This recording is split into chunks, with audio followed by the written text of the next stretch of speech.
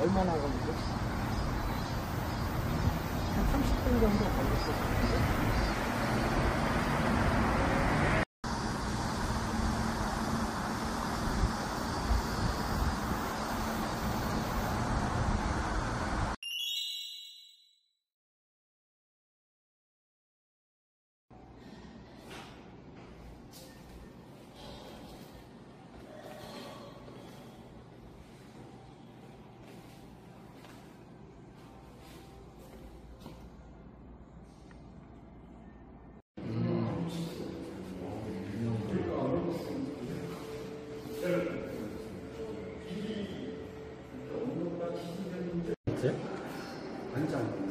광명이 옛날에 거기가 이제 시흥 관할이었던 거죠.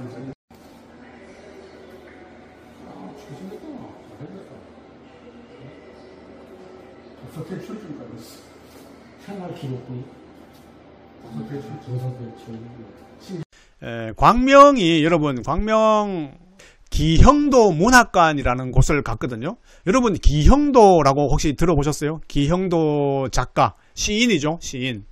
아마 들어보신 분 많으실 거예요. 왜냐하면 우리하고 거의 동시대를 사신 분이거든요. 같은 시대를 사신 분이죠. 기형도 문학관이 광명에 있더라고요. 저는 깜짝 놀랐어요. 정말 들은 지 오래된 이름 시인인데요. 거기 가서 다시 한번 이제 문학관을 가니까 더 생생하게 생각이 나던데요. 1960년생입니다. 경기도 연평에서 출생을 했고요. 연세대학교 정형외과를 졸업했고 84년도에 중앙일보사에 입사를 했고요. 85년 동아일보 신춘문예에 시 안개가 등단되면서 시인으로 이제 본격 데뷔를 했죠. 여러분들 이거 다 들어보셨죠? 근데 이분이 너무 빨리 돌아가셨거든요. 그러니까 29세 때 돌아가셨죠. 연도가 89년도에 돌아가셨는데요. 좀 안타깝죠.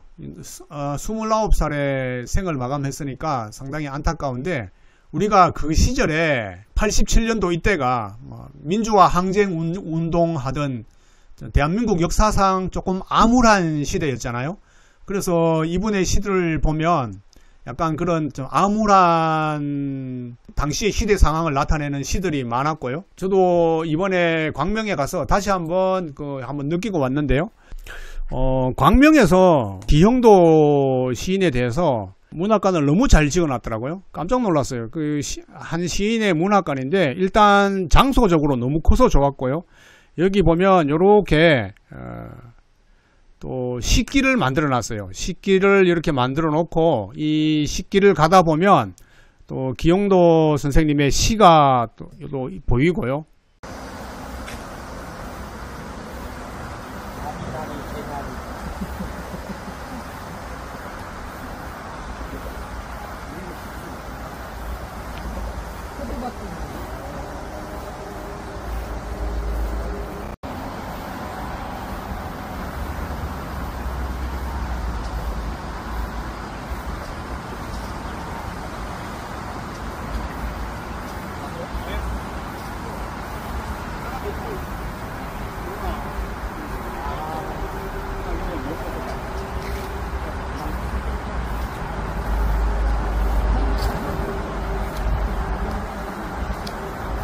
엄마 걱정이라는 이런 시, 이걸 기형도 선생님 시길에 있어요.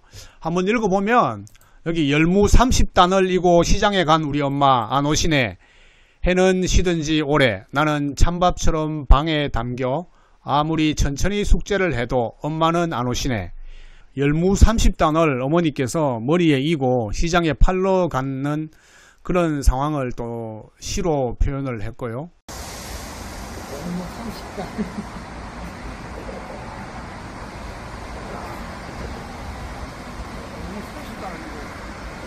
30단은 어떻게 이어져? 또 여기 보면 또 기형도 선생님의 양력을 표시해 놓은 것도 있고 빈집이라는 시, 여기가 기형도 문학관인데요. 멋지죠? 이게 3층으로 이렇게 만들어 놨고요. 한 시인의 문학관이 이렇게 굉장히 웅장하게 지은 것도 잘 없는 것 같은데요. 여기 보면 기형도 선생님께서 경기도 광명시하고 어떤 연관이 있는지를 써놨는데요.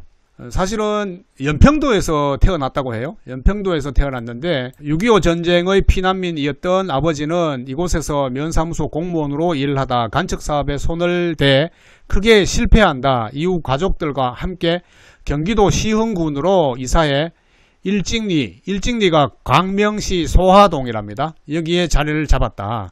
그래서 아마 이때부터 광명하고 인연을 쌓은 것 같고요. 이게 여러분들도 아마 다 가지고 계실 것 같은데요. 임명장.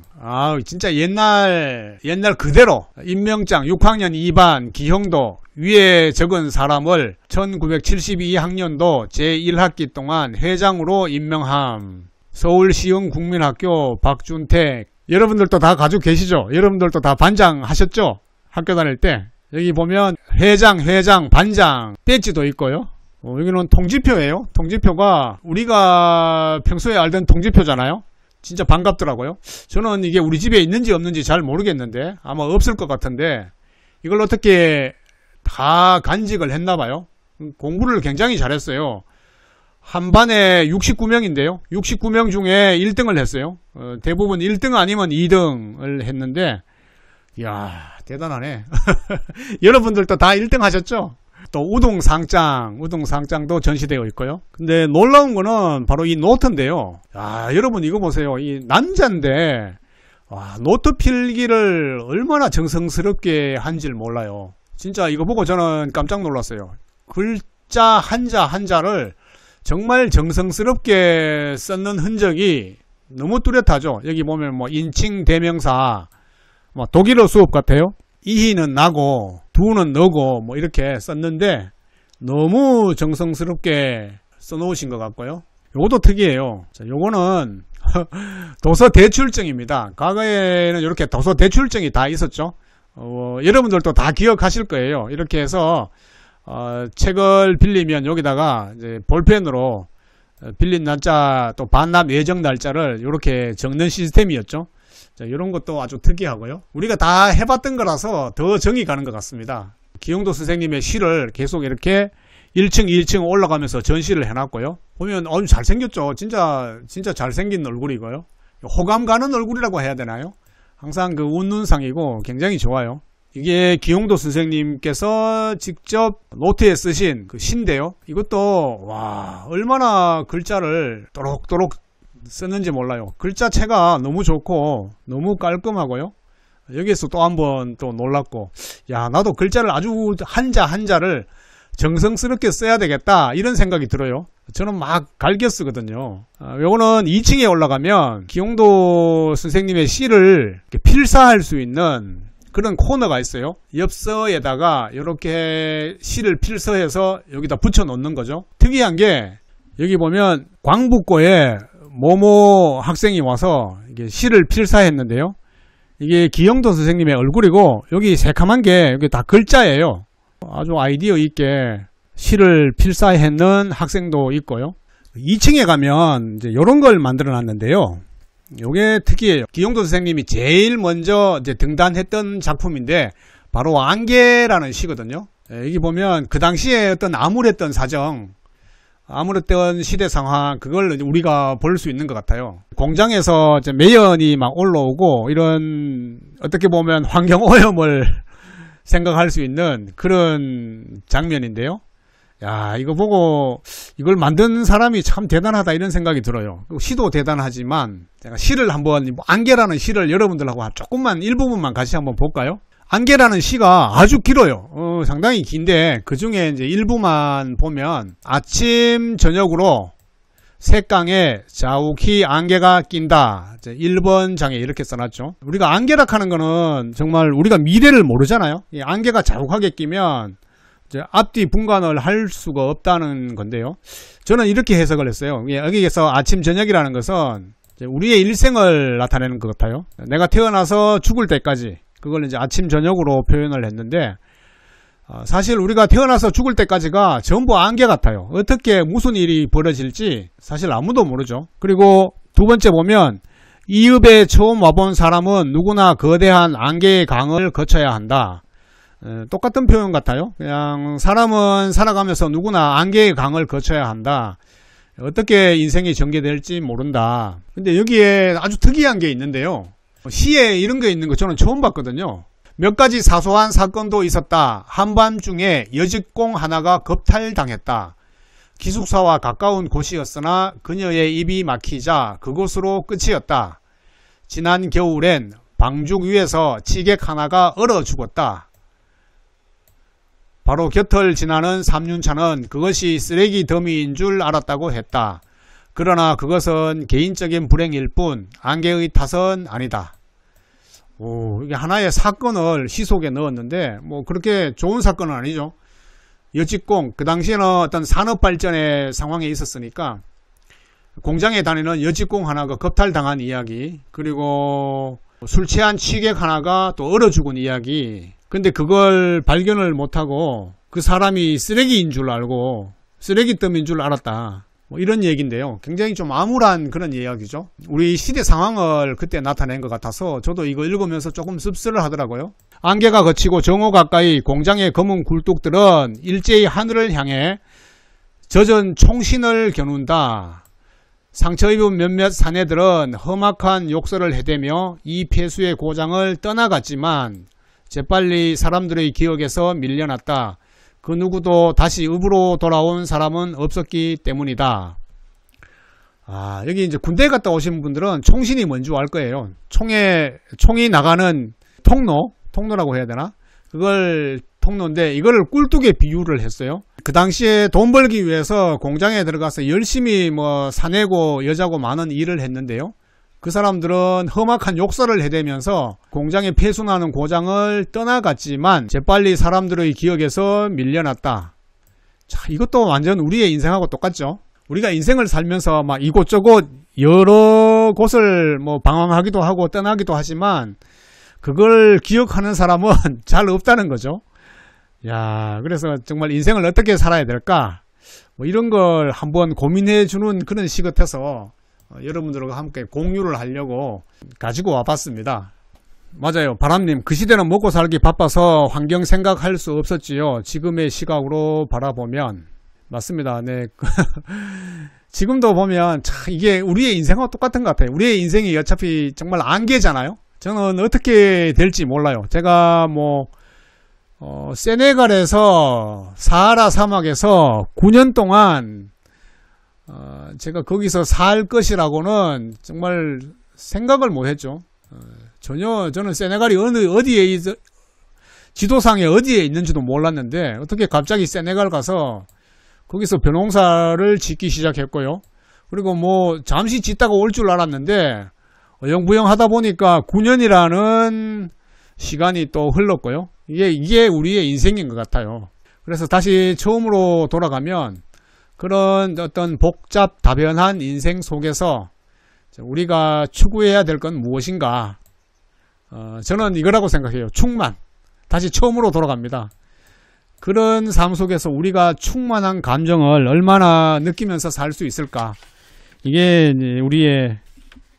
우리의 뭐 인생을 살아가는 의미가 아닐까요? 요즘 사회를 보면 타인에게 피해를 끼치지 않으면 잘 사는 거라 봅니다. 뭐 당연히 피해를 끼치면 안 되겠죠. 네. 근데 뉴스 보면 뭐 딱 피해를 끼치는 그런 정말 묻지마 살인 이런 것도 많이 나와서 상당히 좀 무섭죠. 밖에 돌아다니기가 상당히 무서운 그런 사회가 되어 버렸고요. 김옥자님, 안박사님, 홍선생님, 대나무 어느 리조트에 갔더니 멋지더라고요. 대나무로 조경을 해놨더라고요. 홍선생님이 이 길을 봐야 되는데 지금 홍선생님이 안 계시는 것 같네요. 아쉬워요. 홍선생님이 저를 찾아오신 지가 벌써 3년이 지났거든요. 와, 벌써 3년이 지났어요. 그때만 해도 정말 저도 긴가민가 했고요. 홍선생님이 뭐 세네갈에서 얼마나 계실지도 잘 모르고 상당히 저도 의심의 눈으로 많이 봤는데요. 홍선생님이 지금 뭐 세네갈에 굉장히 오랫동안 계셨고 지금 3년이나 왔다 갔다 했으니까요.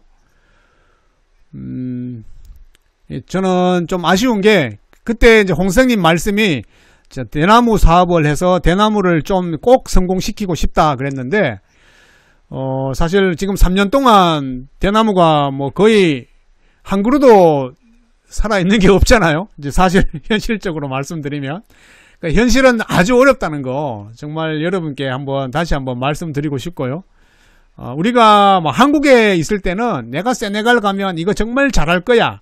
잘할 자신이 있어. 뭐 이렇게 말씀하시는 분들이 아주 많아요. 근데 실제로 뭐 세네갈 현장에 오시면 아무것도 못 하시는 분들이 많거든요. 근데 저는 이제 그런 걸 실패라고 안 보거든요. 왜냐하면 그 시도를 하는 게 더 중요한 거기 때문에 우리가 성공을 하느냐 실패를 하느냐는 이게 결과론적이기 때문에 사실 아무도 알 수가 없거든요. 근데 문제는 하느냐, 내가 행동으로 옮기느냐, 아니면 입으로만 얘기하느냐, 이게 더 중요한 문제라고 생각하거든요. 근데 홍 선생님은 직접 실천을 하셨기 때문에 상당히 저는 뭐 존경할 분이다 라고 말씀을 드리고 싶어요. 왜냐하면 세네갈에 정말 실천하러 오시는 분들은 뭐 거의 없다고 봐야 되겠죠. 우리 유튜브를 통해서도 많은 분들이 저에게 뭐 가고 싶다, 세네갈 가고 싶다 말씀은 많이 하시는데, 그럼 한번 오세요 하면 아무도 안 오세요. 아무도 안 오세요. 홍 선생님 빼고 지금까지. 진짜 홍 선생님은 진짜 정말 행동으로 옮기신 분이잖아요. 앞으로 어떻게 될지 모르고요. 그러니까 아마 홍 선생님은 세네갈 가셔서 이것저것 하시면서 정말 그 충만한 감정을 많이 느꼈을 것이라고 저는 생각을 합니다. 그렇죠, 바람님. 네, 현실과 이상의 괴리죠. 네, 그래서 힘들다는 거죠. 우리가 뭐 영감을 받는다고 하잖아요.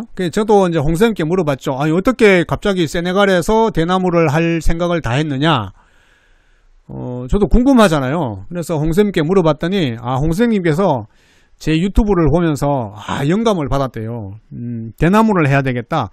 왜냐면 제가 유튜브에 뭐 대나무를 언급을 그 전에 한 번도 언급을 한 적이 없거든요. 근데 홍 선생님이 유튜브를 우연히 보셨고요. 그 보는 과정에서, 세네갈에 대나무를 심어 봐야 되겠다. 영감을 받고, 실제로 이제 행동으로 옮기셨는데, 지금 이제 3년이 지났는데 조금 결과론적으로는 아쉽지만 그래도 그런 영감을 받고 그 세네갈에다가 씨앗을 뿌렸다. 저는 이거에 굉장히 높은 점수를 주고 싶어요. 우리가 영감을 받는다고 하는데 그 영감만 받고 아무 행동이 없으면 아무 의미가 없잖아요. 뭔가 씨앗을 뿌려야죠. 씨앗을 뿌려야 뭐 뿌리가 생기고 새싹이 올라오고 줄기가 크고 잎이 클 거 아닙니까? 근데 그런 과정에서 상당히 큰 어려움, 곤란한 문제, 그리고 뭐 고난이 오고 또 실패가 오고 이런 것들이 생기는 거죠. 그게 이제 인생인 거죠. 그런 안개 같은 일들이 막 생기는 거예요. 그럼에도 불구하고 이제 홍 선생님이 계속 어떤 결단력을 가지고 꾸준히 세네갈에 오셨다는 것은 정말 큰 박수를 치고 싶어요. 박수. 지용현자님, 박사님, 저번에 칡은 세네갈 가져가신 것 잘 안 된 것으로 알고 있습니다. 이번에는 칡 씨앗으로 가져가서 파종을 해보시는 것은 어떤가요? 아니요, 제가 칡을 한 번도 가져간 적이 없는데요. 제가 칡을 한 번도 가져간 적이 없어요. 씨앗이고 뭐 다른 거고 간에 칡은 한 번도 가져간 적은 없는데, 다른 거 말씀하시는 거 아닌가요? 혹시 그 등나무 말씀하시는 거 아닌가요? 등나무 말씀하시는 것 같은데, 제가 칡은 한 번도 가져간 적이 없어요. 칡 말씀이 나왔으니까 말인데, 그 어떤 분이 그러시더라고요. 칡을 심으면 안 된다. 왜냐하면 칡 넝쿨이 우거져서 우점해버리면 생태를 파괴시킨다. 절대로 심으면 안 된다. 이런 분들이 많았어요. 근데 제가 이제 사실은 그거 보면서 이런 생각을 했어요. 반대로 제발 좀 생태를 교란해서 거기 좀 제발 좀 세네갈 사하라 사막에 확 퍼졌으면 좋겠다. 그래서 그 모래 폭풍에 흩날리는 모래를 잠재워 줬으면 좋겠다. 모래 색깔을 칡의 푸른 색깔로 좀 바꾸어 줬으면 좋겠다. 그런 마음이 정말 더 앞서죠. 제발 좀 교란해라. 제발 좀 막 무성이 자라서. 근데 잘 살겠어요. 제가 보기에는 뭐 아무리 칡 심는다고 해서 잘 살기는 힘들 것이다. 거기가 온도가 일단 문제잖아요. 땅의 온도가 대부분 한 65도 정도 올라가니까 가만히 놔두면요, 뭐 칡뿐만 아니라 다른 것도 다 못 살 것 같은데요. 그늘이 없으면, 그늘을 만들어주지 않는다면. 지금 우리나라가 지금 엄청 덥잖아요. 그 야구가, 프로야구가 날씨가 더워서 야구 경기가 취소된 적은 거의 처음이에요. 지열이 뭐 50도가 넘는다고 해요, 지열이. 근데 세네갈은 지열이 65도거든요. 그러니까 사하라 사막이 되었겠죠. 우리나라도 만약에 지열이 65도 정도 되면 전부 사막으로 변하지 않을까요? 우리나라 땅도? 그 식물이 크려면 저 온도가 제일 중요한데, 저 온도적으로 뭐 치기기나 말이나 다른 것들도 제가 보기에는 살기는 힘들 것 같다. 정말 관리를 잘해야 되고요. 뭐 차광이라든가 물이라든가 온도를 떨어뜨릴 수 있는 그런 조치를 다 취해야 되겠죠. 네, 안산아재님 잘하게만 해라. 네. 그렇죠. 제발 좀 잘하기만 했으면 좋겠어요. 뭐 생태를 교란하든지 말든지 그거는 둘째 신경 쓰고 아예 그냥 잘하는 것 자체를 안 하니까 그게 문제죠. 우리 구독자님들은 한국에 있는 환경만 생각하시니까 이게 뭐 생태 교란종이 된다, 뭐 난리 난다 가면 이게 너무 빨리 크기 때문에 난리 난다 이렇게 말씀하시는데 세네갈 환경에서 생활을 안 해보셨으니까 뭐 저는 충분히 이해는 합니다. 네, 바람님 차라리 생태를 파괴하면 더 좋죠. 네, 제 말이 그 말입니다. 제발 좀 생태 파괴했으면 좋겠어요. 쑥쑥 자라서. 그래서 모래를 전부 없앴으면 좋겠어요. 우리 홍 선생님이 사실은 원래 가을이나 겨울쯤에 세네갈을 좀 방문했으면 하는 게 제 바람인데요. 지난번 정모 때 홍 선생님하고 만나서 얘기를 나눠보니까 홍 선생님이 뭐 올해는 힘들다, 원래 아마 내년쯤 생각해 보겠다 하시더라고요. 지금 치아 치료 문제도 있고 해가지고 올해는 뭐 치아 치료에 집중하고 아마 내년쯤 생각해 보겠다 하시더라고요. 사실 막 정말 가는 것 자체가 힘들어요. 가는 것 자체가 생존하는 것, 세네갈에서 사하라 사막에서 내가 밥 먹고 사는 것 자체가 힘든데 거기서 또 뭔가 프로젝트를 한다는 게 더 어렵겠죠. 지금 우리나라 날씨도 완전히 바뀌었죠. 완전 동남아 날씨가 다 됐어요. 그 스콜 현상이라고 해서 갑자기 뭐 맑은 하늘에 소나기가 확 내리질 않나. 지금 온도 올라가는 거 보면 완전히 뭐 동남아 쪽으로 거의 날씨가 바뀌는 것 같아요. 이래 되면 이제 그 식생이라고 그러죠. 식물의 식생도 변하고 우리나라에서 적응하는 작물도 이제는 점점 변하겠죠. 이제 대한민국도 얼마 안 있으면 파인애플, 뭐 망고 이런 게 보편화될 날이 얼마 안 남은 것 같아요. 날씨가 이렇게 계속 간다면은. 아라맘님, 요즘 예전 방송이랑 다 뒤져보고 있어요. 푹 빠졌습니다. 아이고 감사합니다.